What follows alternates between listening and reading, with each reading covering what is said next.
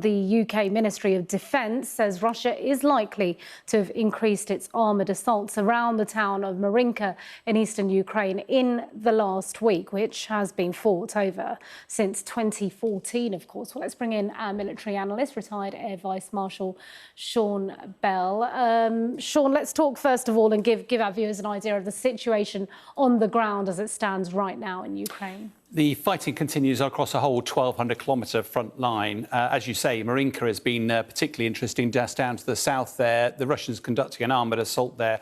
But it's worth pointing out, as you say, they've been fighting there since 2014, and the Russians have, in 9 years, have made just over 2 kilometres progress. So it's painfully slow, the progress.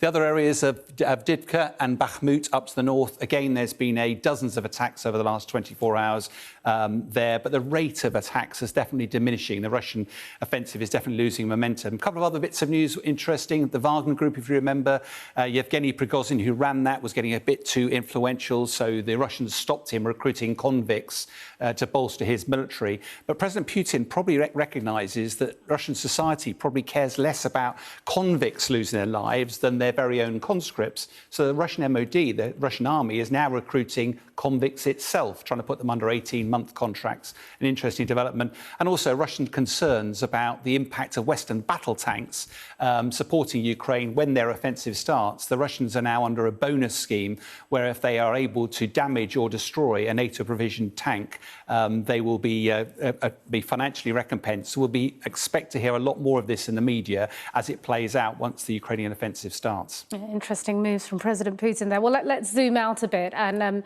I understand the Russian defence minister is visiting Belarus. Why do you think that is? Sergei Shoigu is today visiting Belarus. It's at face value.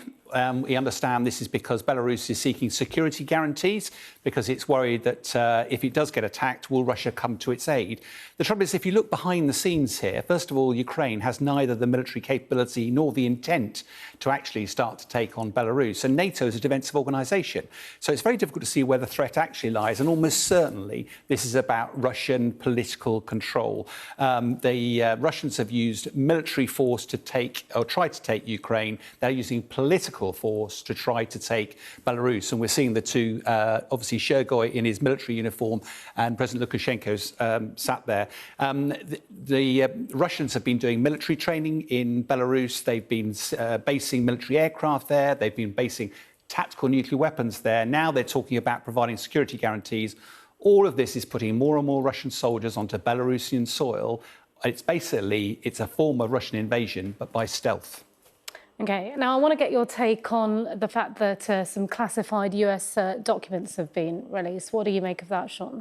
Yeah, the news was breaking over the last week. Over 100 US documents appeared on the internet, some of them marked as top secret. They carried a whole load of information about Ukrainian capability, the readiness states, the impact of Western weapons, the state of the weather, how that might impact the war, etc. But what's worth putting into context here is the West normally embeds the media in with the military. That's not the case because we're not directly involved in the war this time around. So what the US and UK are trying to do is to classify information so it can get it out to the media to help inform that. And most of the information that appears in most of these documents isn't in itself secret.